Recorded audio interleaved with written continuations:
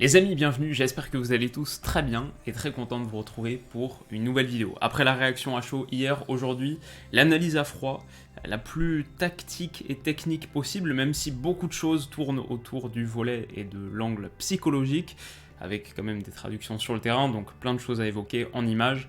C'est ce qu'on va s'attacher à faire pour tenter de répondre à la question comment est-ce que le Real Madrid a renversé le Paris Saint-Germain? C'est une question qui est absolument légitime, parce que sur les 3 premières mi-temps de la double confrontation, Paris a nettement dominé le Real. Sur les 3 premières mi-temps, ils sont à 28 tirs à 11, 62% de possession.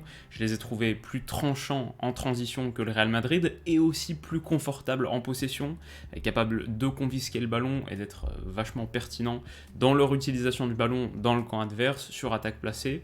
Donc ils sont à 2-0 à ce stade du match, 2-0 à la 55e ici, 56e, et c'est 2-0 avec une ribambelle d'exploits de Thibaut Courtois à l'aller, avec 2 buts hors jeu de Mbappé aussi. En l'occurrence à ce stade, à ce moment-là, il n'y en a qu'un seul il me semble, le deuxième va arriver quelques secondes après. Mais voilà, ça aurait pu être encore plus que cet écart de 2 buts. Qu'est-ce qui fait que le match a basculé ? Donc, pour essayer de répondre à cette question, j'ai choisi 8 séquences à décortiquer.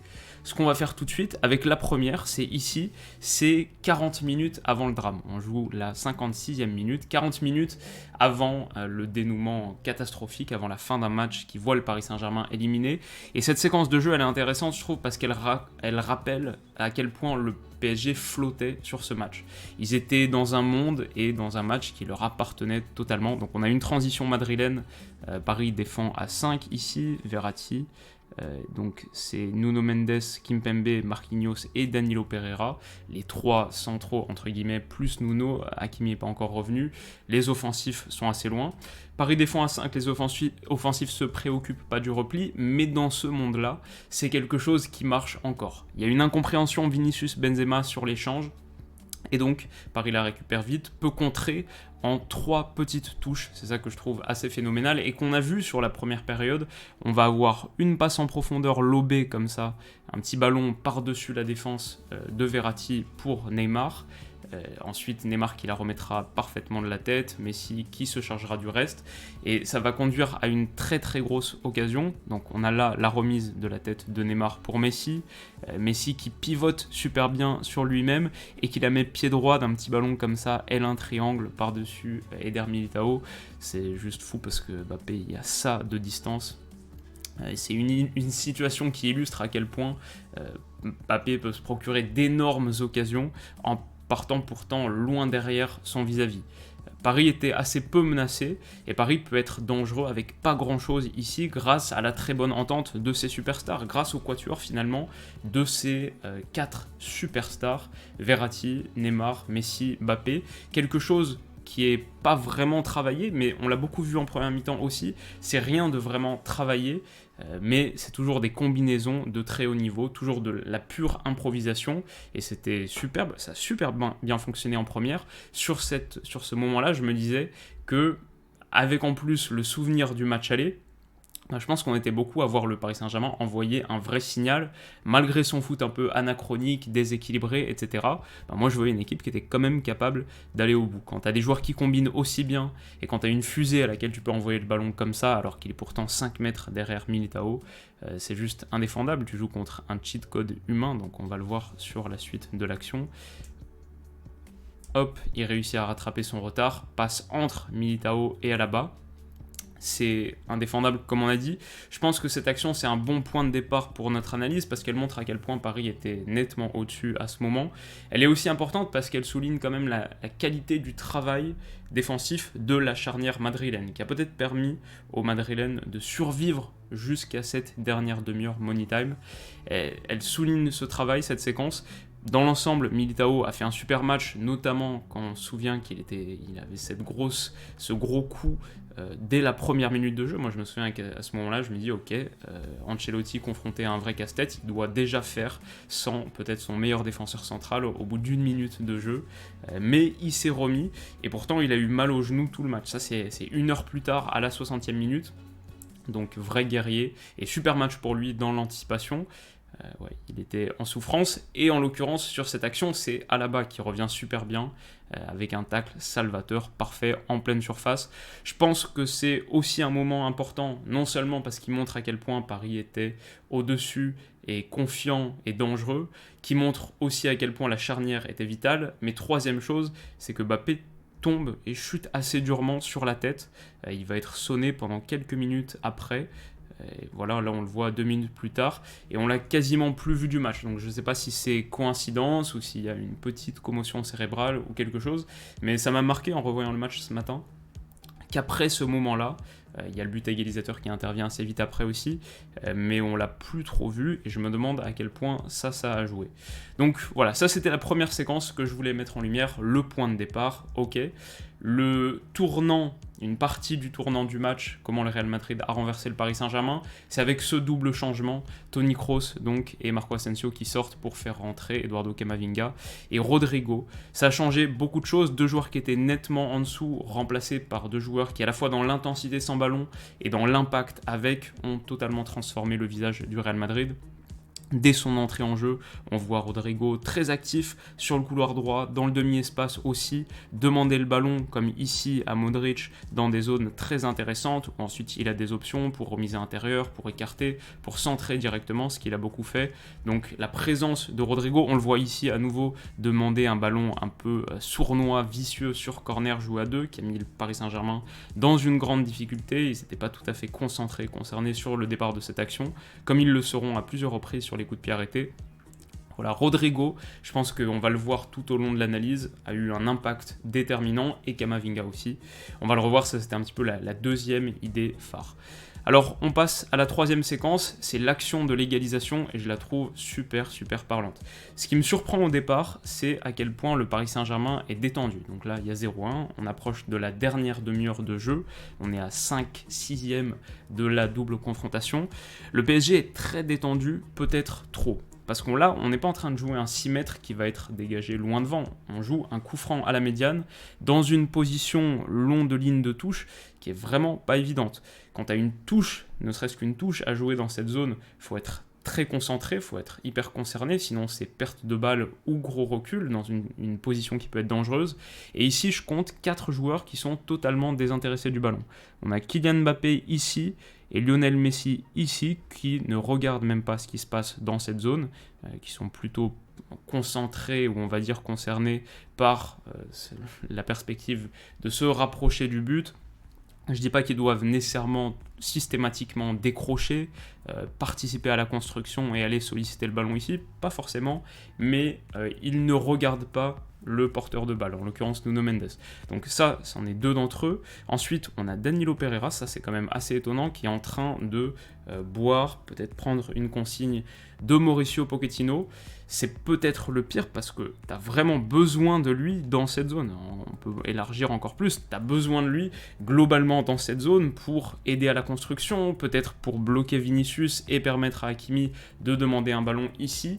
Il y a des choses à faire pour Danilo Pereira et le fait qu'au moment même de ce coup franc, il soit là, je pense que c'est un problème. Et ensuite, le 4e larron, c'est Hakimi qui est en train de le regarder. Peut-être en train de prendre une consigne de la part de Mauricio Pochettino aussi. Mais voilà, globalement, beaucoup de joueurs qui ne sont pas concernés au départ de ce coup de pied arrêté.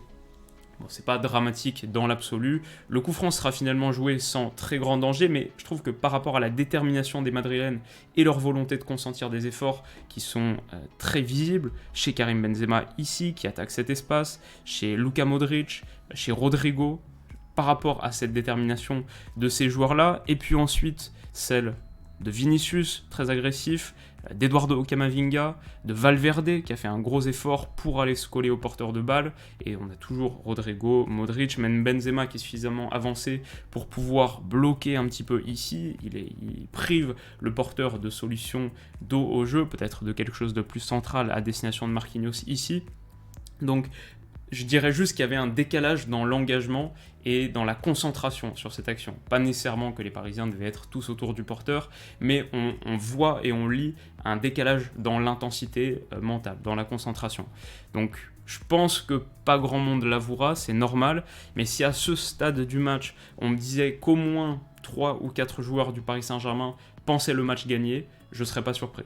Donc voilà, peut-être que tout part de là en partie. En tout cas, je trouvais que c'était une séquence qui illustrait peut-être un petit truc à rectifier. Alors, cette relative apathie et indisponibilité des joueurs de devant, elle va quand même avoir un coût, donc pas une perte de balle directe. Oups, je fais un peu n'importe quoi. Hop, pas une perte de balle directe, mais un ballon qui est joué derrière par Kimpembe ici, qui est obligé de remiser en retrait vers Donnarumma. Et ici, je pense qu'il faut mettre en lumière le duel entre Karim Benzema et Marquinhos, qui va être absolument déterminant, qui va montrer beaucoup de choses. Le duel un petit peu dans la même zone entre les deux, on a commencé à le voir ici, grosse pression de Karim Benzema, gros effort consenti sans ballon, alors que Marquinhos est au trot, pas du tout dans la même logique de sprint et de course agressive, beaucoup plus lent et pas forcément concerné par l'espace optimal à occuper ici pour permettre à Donnarumma de sortir de cette situation tendue. Alors que Kimpembe et Hakimi sont plus dans le bon ton. Ils déboulent au sprint pour proposer des solutions de jeu sur les côtés, et je ne vais pas dire que c'est purement la faute de Marquinhos, Donnarumma est le coupable numéro 1 sur l'action, mais il y a quelque chose dans ce duel qui n'a pas été réussi par Marquinhos, qui a été réussi par Karim Benzema. Donc voilà, cette relative apathie qui conduit à jouer derrière, c'est un but que Benzema va créer pour son équipe, vraiment parce qu'il y croit, parce que c'est un leader, parce qu'il montre l'exemple, et parce qu'il y va au sprint, parce qu'il consent à l'effort. Pas de solution proposée à Donnarumma par Marquinhos, donc le secteur offensif madrilène, et ça aussi il faut le noter, a bien suivi, Modric, donc Vinicius, Fede Valverde, tous ont bien suivi, on va le voir sur la prochaine situation, et les solutions commencent à être nettement bloquées. Il y a peut-être Hakimi, mais il fallait être plus rapide pour Donnarumma. Et donc, voilà, ici, avec la pression accentuée, c'est vraiment une question de dixième de seconde à peine, et l'exécution technique de Donnarumma, elle est un peu trop lente. Le reste, on connaît, après, il n'y a pas grand-chose à dire. Vinicius qui joue très bien le coup. Benzema qui se place dans la zone parfaite. Je pense que ça ne peut pas vraiment être mieux défendu que ça par Marquinhos, parce qu'il faut quand même boucher le premier poteau pour pas que Vinicius puisse la mettre directement. Donc il est un petit peu fixé. En même temps, il est en 1 contre 2. Peut-être que Donnarumma, si on revoit les images, si vous les revoyez en mode animé, je pense qu'il prend un petit peu trop de temps à revenir sur sa ligne, parce que idéalement, tu le voudrais plus ici au premier poteau, et Marquinhos qui peut un petit peu plus anticiper là, mais franchement, c'est des ajustements, parce que là, 95% du problème, il se joue avant, quand tu te retrouves à 2 contre 1, voire 3 contre 1 dans cette zone. C'est déjà trop tard. Donc, le Real vient de recevoir une offrande, la saisie, et on lit dans les réactions de tout le monde, ce que je trouve ça assez intéressant, on lit dans les réactions de tout le monde, ici, là, Vinicius qui part célébrer avec le public, que le suspense vient de revenir, que là, il y a match, et on va avoir 30 minutes de folie. Le match qui était tué il y a quelques secondes retrouve toute sa vitalité. Ça, c'était donc pour notre 3e séquence. La 4e, ici, c'est qu'à partir de ce moment-là, à partir du 1 partout, le Real Madrid va se mettre à remporter tous ses duels. Donc là, sur un ballon de Marquinhos pour Hakimi dans le couloir, on a le pied qui tremble, et ça on va le voir vraiment sur toute la suite de la rencontre, le pied qui tremble et qui brûle le pied des joueurs parisiens. Ici donc le contrôle raté totalement d'Hakimi, un peu trop long. Luka Modric qui surgit et qui réussit à mettre le pied dessus. Voilà, il jaillit. Derrière, le Real a réussi à contrôler entre Camavinga, Fede Valverde qui échange des ballons ici au cœur du jeu, Camavinga qui provoque une faute.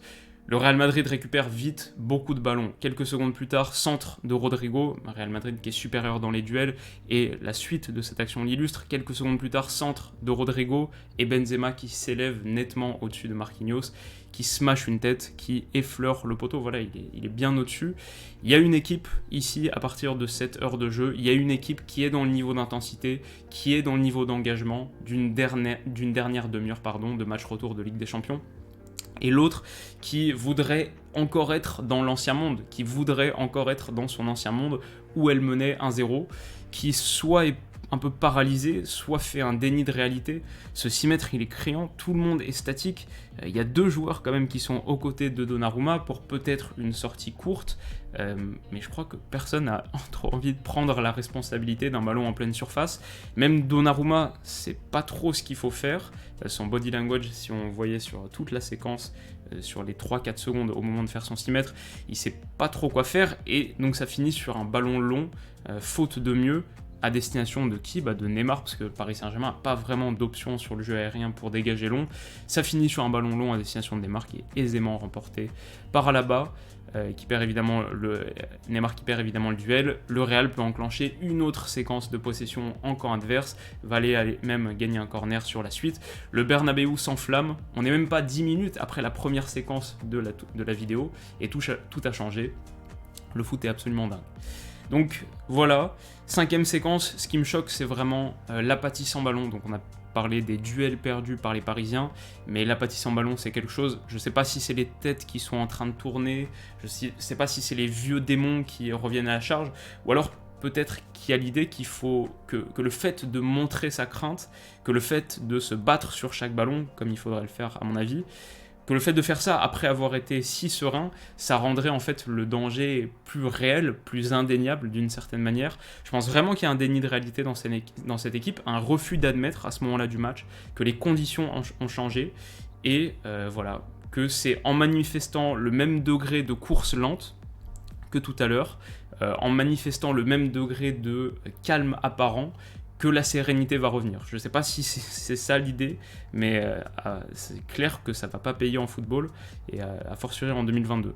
Donc soit c'est ça, soit c'est juste une question d'effectif, de programmation des joueurs. C'est vrai qu'après tout, là on se retrouve à nouveau sur un Paris Saint-Germain qui défend en gros, on peut dire à 8, mais surtout à 7. En tout cas, Mbappé et Neymar sont très très loin. Mbappé et Messi sont très très loin.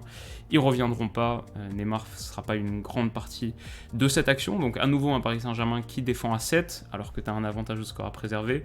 Je pense que ça dit pas mal de choses. Sur la suite de l'action madrilène, parce qu'il n'y a pas que Paris apathique, il y a un Real Madrid qui a bien su l'exploiter. Super jeu combiné à la fois du trio Rodrigo, Modric, Camavinga. Les 3, je pense, ont été les 3 maillons essentiels qui ont permis à Karim Benzema de briller, d'être évidemment de très très loin l'homme du match. Mais les 3 sur la dernière demi-heure, c'est vraiment 3 autres MVP à signaler. Super jeu combiné en l'occurrence donc du trio.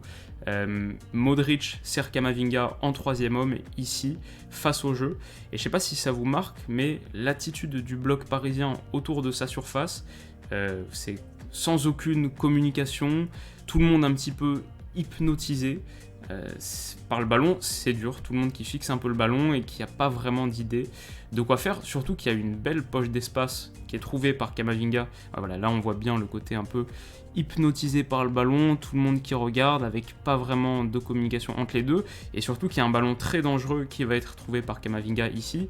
Voilà, dans une belle poche d'espace, tout le monde qui fait que regarder le ballon, le bloc qui coulisse même pas vraiment, et quand on dit belle poche d'espace, c'est une belle poche d'espace, il y a un super endroit à aller exploiter pour Vinicius ici, et il n'y a pas vraiment d'agressivité qui est mise sur le porteur, tout le monde est assez loin, c'est quand même ouf, il y a un avantage au score à défendre, pour l'instant Paris est encore qualifié, mais ce but les a vraiment nettement sonnés.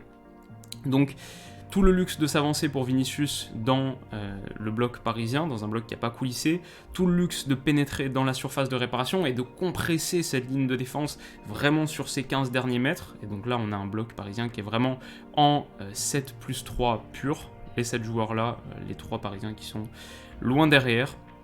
Ce qui soulève d'ailleurs la pertinence de plusieurs joueurs et peut-être de choix de Mauricio Pochettino. Il reste 25 minutes, il y a un avantage à défendre, Neymar et Messi sont visiblement cramés.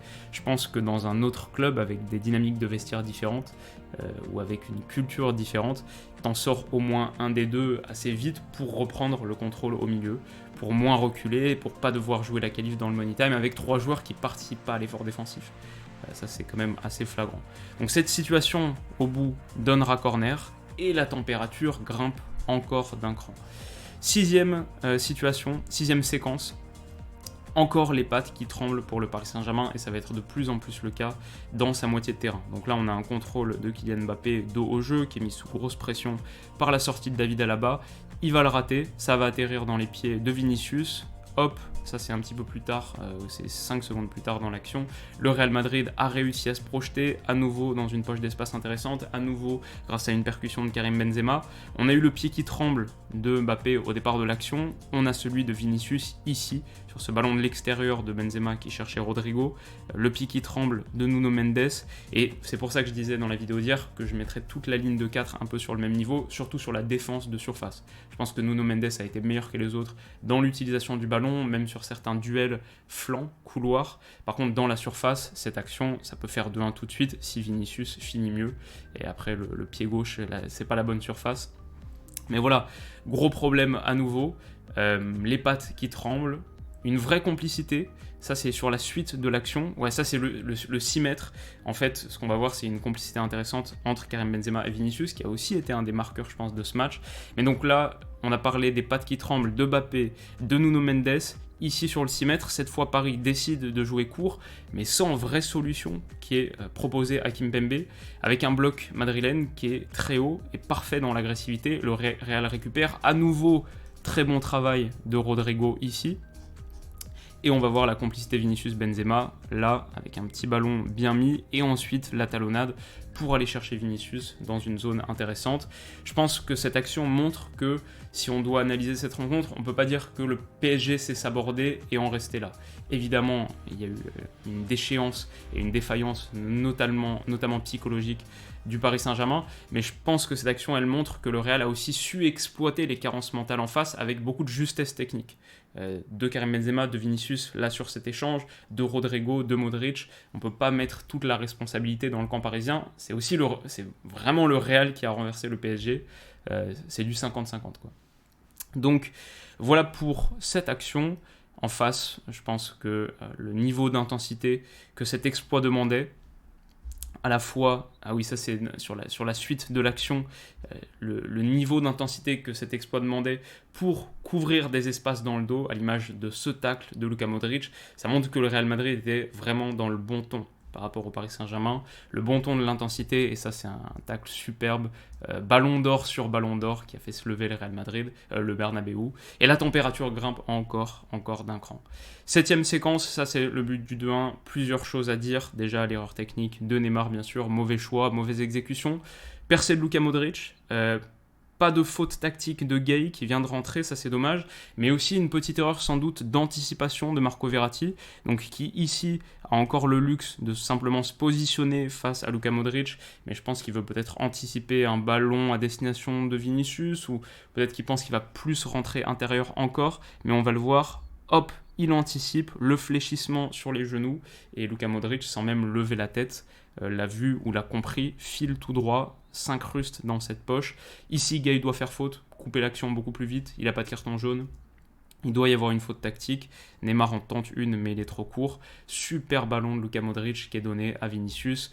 La suite, c'est encore une fois une excellente exécution technique. Vinicius dans cette zone qui résiste au retour d'Hakimi et, alors qu'il est entouré par les Parisiens, réussit ce petit ballon un peu à la Anthony de l'Ajax quand il est sur le couloir le long de ligne de touche, mais Anthony c'est un peu en dribble, là on passe, hop, petit ballon lobé du bout de la chaussure pour Luka Modric. Ici on a plusieurs erreurs, Paris défend à 7 déjà. On peut se dire que c'est suffisant, mais forcément ça rend les espaces plus larges et ça rend les erreurs elles coûtent plus cher. Donc il y avait la lucidité de Vinicius et la super exécution, mais double erreur parisienne, Marquinhos déjà, qui est beaucoup trop loin de Karim Benzema et qui surtout prend l'information pile au mauvais moment, qui détourne le regard pile dans le mauvais tempo et qui du coup va accuser un temps de retard sur la transmission qui sera très bien vue, la transmission de Luka Modric pour Karim Benzema. Ici, on a Marquinhos qui est en train de regarder peut-être s'il va y avoir quelqu'un d'autre qui va arriver en trait de surface pour la reprendre. Voilà, c'est une erreur de timing, alors qu'en plus, il a un peu le temps de le faire avant. Ça se joue en quelques secondes, c'est évidemment très dur de critiquer là-dessus. Mais erreur, parce que le ballon est parfaitement transmis, parce que du coup, Marquinhos est beaucoup trop loin du porteur, et parce que du coup, son tacle désespéré en pleine surface va tromper encore davantage Donnarumma, même si je pense qu'il était battu. Ça, c'est la première erreur. La deuxième, c'est sans doute le placement d'Hakimi. C'est pas un très bon révélateur, mais qui met Karim Benzema en jeu, alors que le reste de la défense, pour le coup, était assez bien aligné. Donc voilà, Hakimi qui laisse Karim en jeu, Gay au départ de l'action, Verratti peut-être, Marquinhos, Hakimi, beaucoup de responsabilités individuelles du côté parisien, mais aussi le Real Madrid de Modric, Vinicius et Karim Benzema qui jouent parfaitement le coup, à souligner. Donc ça c'est le 2-1, et puis le 3-1, voilà, c'est quelques secondes plus tard, le réalisateur nous a même pas montré le coup d'envoi, donc on va essayer de montrer ce qu'on peut avec les ralentis. C'est une erreur calamiteuse, c'est vraiment le moment Camp Nou, et c'est absolument invraisemblable. Tactiquement, je ne sais pas trop quoi souligner, à part que Rodrigo fait un excellent pressing sur Gay, ici, dès le coup d'envoi, très bonne pression, et Modric pivote parfaitement pour le servir à nouveau. En fait, avec la pression, le ballon arrive ici sur Modric, et il pivote très bien sur lui-même pour lui la remettre avec un petit extérieur. Voilà, là on le voit, la jambe, ouais, je pense qu'on le voit assez bien, et il met un petit ballon dans la course de Rodrigo, qui lui-même va servir parfaitement Vinicius dans l'intervalle, dans le très large intervalle du coup d'envoi ici. Hop. Ah non, n'importe quoi. Hop, voilà, très bon ballon qui est joué pour Vinicius. À nouveau donc, Kroos, Rodrigo, Vinicius, les hommes forts, Camavinga aussi. Et puis après, voilà, c'est juste le pied qui tremble encore plus. Je sais même pas vraiment ce que veut faire Marquinhos là. Mais même s'il cadre relativement bien Vinicius, il manque totalement de contrôle dans sa passe. Et Benzema marque un but d'attaquant de pressing. Ça, je trouve ça super cool. Il a juste à la placer parce que toute la vitesse est donnée par son impulsion de pression. C'est beau, je pense que c'est un symbole de ce qui te donne le succès en 2022, même pour un attaquant superstar comme Karim Benzema, même pour celui qui peut prétendre au Ballon d'Or peut-être à la fin de saison, fin d'année. La débauche d'énergie sans ballon, le sens du devoir, c'est ça qui lui permet de marquer ce but parce qu'il attaque la zone avec beaucoup de vitesse, parce qu'il était sur une course de pression. Je pense que c'est super symbolique de la différence qu'il existe sur les forces offensives du Paris Saint-Germain. Et là, ce qu'a fait Karim Benzema, c'est assez beau. Voilà, c'est juste le foot. Et c'est une image qui va devenir iconique. Benzema, les yeux fermés de bonheur, les bras levés vers le ciel, et à la bas derrière, qui soulève une chaise. Ce moment entre Benzema et Modric aussi m'a beaucoup plu, très fort, très intense. Et celui-ci entre Vinicius et Benzema, quand on connaît leur passif, il y a une saison à peine, ce qui se disait entre les deux, c'est dingue et c'est très très beau.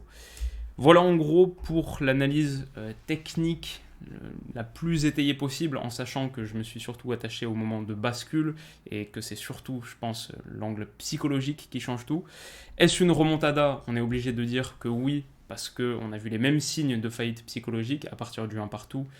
Ce Paris Saint-Germain totalement paralysé, hébété, confus, et qui, quelque part, veut se donner de la sérénité en restant sur un faible niveau d'intensité. Je pense que ça, c'est typique Camp Nou, et qui se désagrège donc après le but de l'égalisation, alors que pourtant, à ce stade du match, le PSG est encore qualifié. Je pense que c'est peut-être la remontada, entre guillemets, la plus importante et la plus dramatique, parce que, et on va voir, les prochains mois nous le diront, mais c'est peut-être celle qui va pousser Mbappé au départ. Et ce qui est encore plus dramatique, c'est que sur ce match où le PSG est éliminé, Mbappé a montré qu'il était le meilleur joueur du monde à l'heure actuelle. Il a été extraordinaire sur la première période, son match aller est fou aussi. C'est un joueur absolument hors norme qui a énormément progressé sur tout, sur sa capacité de finition aussi. Et le PSG va peut-être le perdre suite à ce match. C'est juste dur, très difficile. Je pense que dans la réaction de Nasser Al-Khelaifi au coup de sifflet final, de Leonardo apparemment, les actes de violence dans le vestiaire, etc., on verra ce qu'il en est. Je pense qu'il y a beaucoup de ça. Je pense qu'il y a une réflexion sur la suite. Et si ce PSG perd Mbappé, reste avec Neymar et Messi, il reste avec pas grand chose en fait, et il est incapable de pratiquer un football moderne, déjà qu'aujourd'hui c'est difficile. Ouais, ça peut être très très dur. La remontada la plus dramatique et la plus forte, c'est la première, peut-être qu'elle crée les conditions de toutes les autres évidemment, mais celle-ci, si elle conduit au départ de Mbappé, qui aura peut-être du mal à prolonger, ça peut être vraiment difficile. Voilà, quand ils ne marquent pas, quand ils ne transforment pas leur situation, Messi et Neymar, on peut aussi se demander s'ils ont véritablement leur place, parce qu'ils sont exemptés du travail défensif pour, en théorie, leur volume offensif. hier, quand il n'y a pas cette récompense au bout, on peut se demander s'il valait pas mieux mettre un André Di Maria dont les actes de pression au match aller étaient déterminants dans un plan de jeu parisien très ambitieux sans ballon, beaucoup plus moderne, beaucoup plus fonctionnel, qui avait totalement étouffé le Real Madrid. Voilà, le choix de Pochettino de mettre Neymar à la place de Di Maria, peut-être ça aussi, c'est un des tournants de la rencontre qu'on doit évoquer. On est obligé de se demander à quel point son plan de jeu était d'emblée défaillant, parce qu'on n'a pas vu le même contrôle et la même pression, intensité qu'il y avait au match aller. L'importance du retour au domicile, du retour à domicile, peut-être que je voudrais finir là-dessus. Avec la fin des buts à l'extérieur, on a cherché à rétablir une part d'équilibre, c'est vrai, mais je pense que ça montre que ça favorise aussi dans une certaine mesure l'équipe qui reçoit au retour. Avant, tu recevais au retour, il fallait faire attention à ne pas encaisser de buts, surtout avec les prolongations qui se jouaient chez toi, ça faisait plus de temps où tu pouvais encaisser des buts tie-breaker, alors que là, on a vu l'appui du public hier soir, la transformation psychologique, ce qui s'est passé dans le stade sur le but de l'égalisation, ça a énormément joué aussi, ça aussi c'est un détournant. Donc tant que c'est une conséquence sportive, une récompense pour le Real Madrid d'avoir fini premier de son groupe, ce que le PSG n'avait pas réussi à faire, ça me semble parfaitement logique. À partir des quarts de finale, où ce sera juste du tirage au sort, juste de la chance, ce sera une donnée en plus à considérer. Peut-être qu'on n'avait pas beaucoup pensé à ça quand on pensait à la suppression de la règle du but à l'extérieur. C'est que là, le fait de recevoir à domicile, sur le match retour, c'est vraiment, vraiment déterminant, important. Et puis, voilà, c'est à peu près tout ce que j'avais à dire là-dessus. Un match point de bascule à plus d'un titre, en même temps, qui confirme et qui fait rejaillir des démons que le PSG pensait avoir écartés. Il y a plein d'analyses narratives à faire, peut-être qu'on en dégagera quelques-unes sur les semaines, les mois à venir, mais voilà en gros les points techniques et en images que j'avais envie d'illuminer. Dites-moi ce que vous en pensez, je pense qu'on a fait beaucoup trop long, quasiment 30 minutes. Dites-moi ce que vous en avez pensé en commentaire, quels autres angles est-ce que vous mettriez en lumière ? Comment est-ce que vous voyez la suite pour ces deux équipes ? Est-ce que le Real Madrid, malgré tout, semble inférieur aux autres cadors de la compétition ? Moi, c'est quand même quelque chose que je pense quand on voit le Bayern, Manchester City, Liverpool. Ça risque d'être quand même difficile. Après, je pense qu'ils ont mérité leur qualification sur cette dernière demi-heure où voilà, ils ont su renverser une partie. Sur l'ensemble des 180 minutes, c'est plus compliqué à dire, mais on sait que la Ligue des Champions, c'est pas comme ça que ça se joue. Et le foot, c'est pas une question de domination au point. C'est marquer quand ça compte, quoi. Convertir ces occasions aussi, ce que le Paris Saint-Germain aurait dû faire davantage à l'aller. Bref, beaucoup de choses à dire. On va arrêter là tout de suite. Dites-moi ce que vous en avez pensé. N'hésitez pas à mettre un pouce bleu sur la vidéo si elle vous a plu. Et de notre côté, on se retrouve très très vite pour la prochaine. Prenez soin de vous et de vos proches. À bientôt. Bisous.